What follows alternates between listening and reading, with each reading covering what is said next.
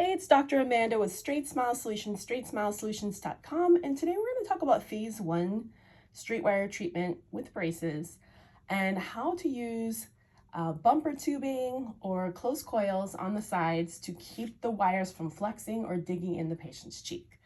And this is bumper sleeve. Some people call this comfort tubing. It comes in a variety of different gauges. This is the 18 gauge. I don't normally get this size. This would be for like really light wires. If it says 18 gauge, then you can use it for supposedly up to 18 niti, but for the most part, to me, it's kind of binds up when you try to put it in. So I would only use it up to 16 niti. Normally, I don't extend wires, and this is not a good phase 1 type it on, but normally I don't extend wires to the back teeth until in phase 1. So phase 1, remember, is anterior brackets only, and then a set of posterior brackets on either E's or on 6s, which is E's are A, J, K, and T, if I'm getting that right.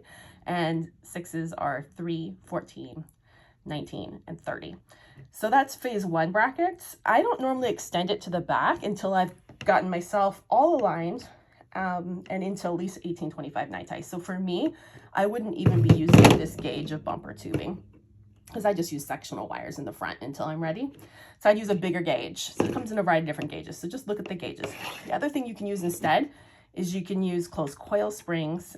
These actually last longer. These are kind of gnarly after about 10 weeks. These can last a long, long time, many months. A little more expensive though than I think the bumper sleeve. Also can be a little pokey if you don't trim it well, but you know, really up to you. I think this looks sleeker. It looks a little trashy, but you know, either way, this comes in sometimes colors. Don't get the clear because clear turns yellow.